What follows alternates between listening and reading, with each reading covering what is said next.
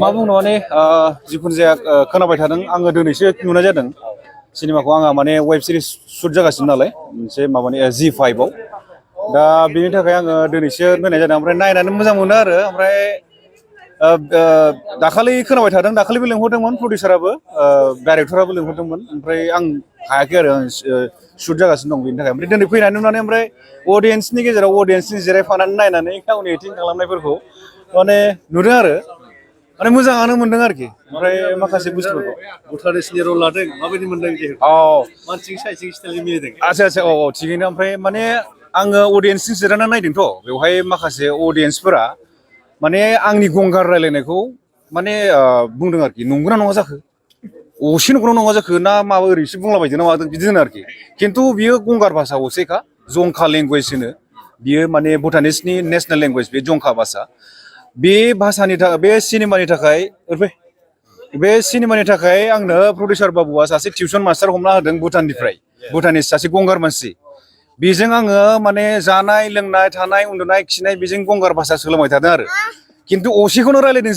जों गंगार रायलायनायखौ माखासे अडियेन्सफ्रा आंनि खाथियाव दं नालाय आंखौ मिथिया बिसोरो अडियेन्स सानबाय आंखौबो ओमफ्राय बिसोर होनबाय आरोखि नंगौना नङा जाखो थगायनानैसो बुंदों नामा बिदि जादों आरोखि आसलथे जंखा लेंगुवेजआनो आरोखि बियो ओमफ्राय जंखा लेंगुवेजआ जाहैबाय भुटाननि नेसनेल लेंगुवेज आरोखि बियो गावसिनि जायगायावबो बे लेंगुवेजखौ खिन्थु बावनो हमबाय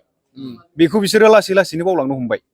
दा बिनि थाखाय माने आङो प्रडिउसारखौ थेंक्स होयो माने आंबोथ' रोंफेरा भुटान भाषा खिन्थु बे सिनेमानि थाखाय मास मोनसे बियो आंनो सासे टिउसन मास्टार हमनानै होदों आरोखि टेनजिं होननाय आरोखि टेनजिं भुटिया माबानि गेलेमफुंनि बिथाङा जोंजों थाफाफैनानै बेहाय आंनो माने मास मोनसे जानाय लोंनाय उन्दुनाय खिनाय माने सब समाय आंनि मा भाषाखौ आं गोसो जाबानो सोङो आरोखि स्क्रिप्टनिल' सोङाखै आङो माने दस्रा कয়েকটা वार्डसफोरखौबो सोंनाय जादों आरो आं बिनि गेजेराव बुंनोसै नोंथांमोना सिनेमाखौ बबे जायगायाव शुटिं खालामा जिहुथे एक्जाक्ट जों नुदों आरो भुटिया भार्सेस बड' आচ্ছা आं जयन्तनि सोमोन्दै बुंसै जयन्तजों एक्चुअली जों आवगायावबो हंग्राम होनाय फुल फिचार फिल्म जों मावखादोंमोन आरो बै समावनो आं जयन्तखौ जेब्ला लोगो मोन्दोंमोन होमबा आं सानखादोंमोन आरो नेक्स्ट मुभि जुदि खालामोबा जयन्तखौ लागोन थ' जाबादि सानदोंमोन बिनि माने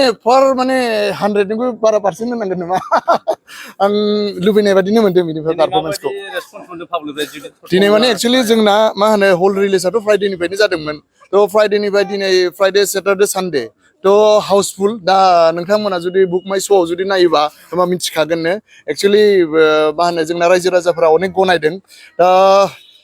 मा बुंबावनो आरो जोंना अरुणाचलावबो लानाय जादों जोंना बाक्सानि सायखंगुरि होननाय जायगा दं आरो मानास मा होनो जोंना पार्क जे दं जे जोंना थ' बेयावबो लानाय जादोंमोन आरो सानदुबि होननाय जायगा दं बेयावबो लानाय जादों आर्निंआ दा अनलि माने हल रिलिजआथ' सानथामल'सो जाबाय थ' फुल माने हाउसफुलखाय सानो आरो मथा-मथि साननाय बादियानो जागोन बेखौ बुंनो थाङोबाथ'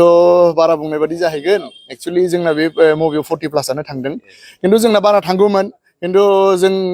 टिमानो सब माने गावनि न'नि बादिनो मावलायलायनायखाय बे बुस्थुआ जों दा साक्सेस माने साननायनिबो बारा साक्सेस जाबाय आरो रायजो राजाफोरनिसिम बेनो खावलायनाय जाहैबाय जिहेतु बे मुभिया इण्डियानि टप 24नि भितराव सिजौआवबो मोनसे थ' बिनिखायनो नायफै मुभिखौ जिहेतु जोंनि पुरुना स्ट'रिखौ लानानै जों बुरखांदों थ' नायफैदो नायबासो मिथिगोन मुभिया माबादि जों अलरेडि जोङो 2-3 मान्थसनि उनाव एसामिसाव डाब खालामनानै अल आसाम जों रिलिज खालामनानै जों प्लान लागासिनो दं आरो अलरेडि जोंना 26निफ्राय जोंना एसामिसाव डाब जासिगोन जायनि थाखाय बियो मन'रमा फिल्मावबो सेलेक्ट जानो हादों इण्डियान पेन'रमायाव जोंना माने सेलेक्ट जादों आरो इन्टारनेसनेल जों एवार्डबो मोन्दों अनेक आवगायावबो आं बहुत इन्टारभिउआव बुंखांबाय नोंथाङा मावनानै अनेक एक्सपिरियेन्सबो मोनबाय आरो नेसनेल इन्टारनेसनेल अल डाइरेक्टर प्रडिउसार अनेकजों आं टाच जानानै एक्चुअलि फिल्मनि सोमोन्दै जों मावगासिनोसो दंमोन खामानि आंना अलरेडि 20 इयार्स जाबाय बे लाइनाव 2022 माने 2002निफ्रायनो स' बे सिजौआव जेब्ला आलादा आलादा जायगायाव सेलेक्ट जाबाय होमबा जोंबो बै